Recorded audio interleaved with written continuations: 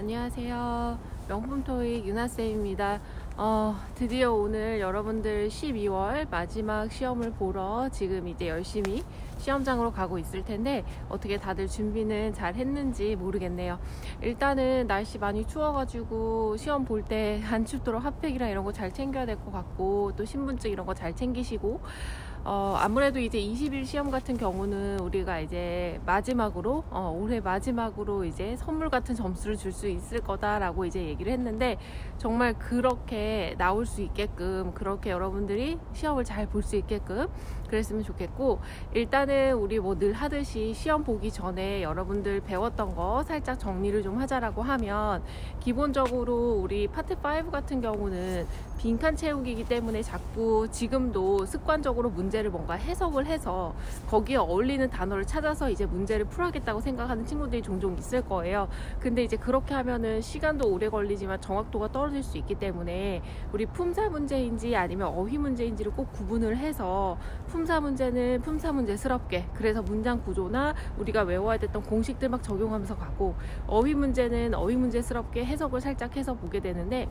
어휘 문제도 사실 처음부터 끝까지 정확하게 해석을 해야 풀 수 있는 것들도 있지만, 우리가 덩어리 표현으로 해서 이미 그렇게 정해져서 쓰이는 표현들을 내는 경우들이 꽤 많죠. 그래서 그런 것들도 수거 같은 거 잘 외우라고 했었으면, 그런 걸 조금 잘하는 친구들은 사실 어휘 문제가 오히려 품사 문제보다 더 쉬울 수도 있긴 할 건데, 어쨌든 여러분들 이제 딱 가서 문제 받으면 우리 대명사 문제가 늘 나오니까, 대명사 보기 쫙 있었을 때 뭐 they나 their이나 them이나 뭐 themselves 이런 식으로 쭉 깔려 있었을 때는 그래도 처음에 there를 제일 눈여겨 보시고요. 아무래도 소유격이 정답률이 좋으니까. 그런데 이제 there이 정답이 되려면 뒤에 명사가 있어야 돼요. participation 이런 식으로. 그러면 이제 정답이 될 수 있고, 예를 들어서 가끔은 접속사 뭐 앞에 if 같은 거 있고 뒤에 빈칸 나오고 그 다음에 play 이런 식으로 해서 동사 나오면, 그때는 주격 인칭 대명사를 골라줘야 되는 부분이기 때문에 the이를 여러분이 골라주시면 되는 거라서 아마 크게 어렵진 않겠지만, 어쨌든 우리 소유격 뒤에는 명사가 와야 되고, 주격 대명사는 주어 자리에 올 수 있는 애를 얘기를 하죠. 그리고 이제 self가 붙는 애들 뭐 제기 대명사라고 얘기하는데, 그런 애들이 종종 정답이 될 때가 있는데, 뭐 혼자서 라는 뜻으로 쓸 때 by oneself, 이거에 덩어리 표현을 알고 있는지를 또 테스트하는 거로, 앞에 전치사 by 깔아주고 뭐 고를래 하면은 뭐 herself나 himself나 이런 것들이 정답이 되는 경우들이 종종 있고요. by가 붙지 않아도 앞에 나오는 주어를 강조해 줄 수 있는, 그래서 직접이라는 뜻으로 해석이 되면서, 대부분 위치는 하고 싶은 말 다 해서 문장 다 완성하고 맨 끝에 빈자리가 비어 있는데 보기에 self가 들어가 있으면 대부분 정답이 되는 경우가 많거든요. 뭐 그가 직접 환영을 했다 이런 식으로. 그래서 그런 것도 같이 참고를 좀 해두시면 될 것 같고, 그 다음에 우리 부사 같은 경우, 부사는 부동부랑 끼어들기 기억해 주시면 돼요. 동사 뒤에 부사가 올 수 있다는 그 컨셉을 여러분이 좀 기억을 잘 해주시고요. 그리고 끼어들기라고 하는 거, 우리 보통 짝꿍처럼 붙어있는 애들 있죠. 뭐 조동사 뒤에 동사 원형이라든지 have 더하기 pp, 비동사 ing, 비동사 pp, 이런 애들은 사실 띄어쓰기를 하지 않고 붙여서 쓰잖아요. 그런데 이제 그 사이가 벌어져 있다라고 하면 끼어들 수 있는 유일한 품사 부사 골라주시면 정답이 되는 거고, 마찬가지로 to하고 동사 원형 사이, 그러면 투부정사 그 사이에도 누가 낄 수 있다? 부사가 낄 수 있다. 그거 정리 한번 해주시면 될 것 같고, 그 다음에 전치사 같은 애들을 고를 때는 전치사의 쓰임을 보고 골라야 되는 경우, 사지선다 전부 전치사일 때. 그래서 그런 것들도 있지만, 전치사 뒤에 올 수 있는 애는 명사, 대명사, 그 다음에 동명사 이런 애들도 올 수 있다는 거 참고해 주시면 되겠고, 그 다음에 우리가 동사에다가 ing를 붙이면 대부분 동명사로 볼 수도 있는 거지만, 때에 따라서는 그게 분사, 현재 분사도 동사의 ing 형태를 가지잖아요. 그러니까 그것도 같이 참고를 해주시는데, 기본적으로 동명사는 말 그대로 명사 기능을 하는 거기 때문에 문장에서 꼭 필요한 자리에 이렇게 차지를 하고 있는 경우가 있어야 되고, 근데 이제 분사 같은 경우는 대부분 수식어 역할을 하다 보니까, 뭐 명사 앞에서 형용사로 쓰여서 명사를 꾸며주는 역할을 해줄 수도 있고, 또는 명사 뒤에서 또 꾸며주는 역할을 해줄 수 있고, 심지어 분사 구문이 될 수도 있죠. 그래서 분사 구문이 되면 문장 수식하려고 있는 애기 때문에, 아무리 동사에 ing가 붙었다라고 해도 이것이 동명사로 쓰이는 건지 아니면 분사로 쓰이는 건지 여러분이 좀 구분을 할 수 있으면 좋을 것 같아요. 수식어 개념이 있느냐 없느냐 이런 식으로 보시면 될 것 같고, 그 다음에 형용사는 늘 나오죠. 명사 앞자리 형용사, 그게 뭐 한 문제만 나오는 경우도 있지만 뭐 두세 문제 나오는 경우도 있어요.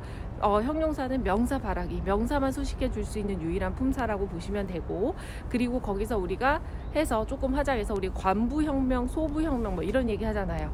관사의 끝은 명사, 하지만 명사는 형용사 수식 받을 수 있고 그 앞에 부사가 올 수 있다는 거. 이것도 나오긴 할 거예요. 부사는 형용사를 수식할 수 있고 반대로 형용사는 부사 수식을 받을 수 있다는 컨셉을 테스트하는 경우들이 있기 때문에 관부형명, 소부형명은 조금 잘 기억을 해주시면 될 것 같고, 그 다음에 여러분 동사 문제 같은 경우는 전형적으로 동사 문제가 꼭 한두 문제씩 나온다라고 하면 가장 전형적인 형태가 투부정사랑 동명사가 보기에 있고, 그래서 동사 자리에 올 수 없는 애잖아요. 그 애와 나머지 둘은 동사 자리에 올 수 있는 애인데, 그랬을 때 여러분들이 제일 먼저 확인을 할 거는 보통 그러면 주어하고 이제 동사 그 뒤에 자리가 비어져 있어서 동사가 정답이 될 수밖에 없게끔 만들어 놓는 구조를 주기는 해요. 그러면 투부정사랑 동명사 일단 탈락시키시고 나머지 나와 있는 것 중에서 수태 시제로 보시는 거죠. 그래서 주어가 단수면 우리 단수동사 쓰고 복수면 복수동사 쓰는 거고, 그렇게 해서 답을 고를 수가 있다라고 보면 그렇게 가고, 만약에 그렇게 했는데도 똑같이 둘 다 답이 된다 그러면 이제 태를 보시면서 우리가 흔히 말해서 능동은 뒤에 목적어 세우고 수동은 목적어 세울 수 없다라고 얘기를 해요. 그래서 그걸 가지고 내가 빈칸을 동사를 집어넣었을 때 그 뒤에 전치사가 막 보여요. by나 in이나 이런 애들 보이면 거기는 이제 수동이 정답이 된다라고 보시면 되는 건데, 중요한 건 능수동을 기본적으로 구분할 수 있어야 되는 거죠. 그래서 그런 애들을 머릿속에 한번 정리를 해주시면 될 것 같고, 그 다음에 우리 뭐 또 알아야 되는 거, 보통 뭐 주어 자리를 비워놓고 뭐 명사나 집어넣을 수 있는지 물어보는 경우들이 있으니까 주어 자리에 올 수 있는 애들은 명사 역할을 할 수 있는 애들. 그런데 그런 문제에서도 명사가 똑같이 두 개가 나와 있는 경우들도 있잖아요. 그쵸?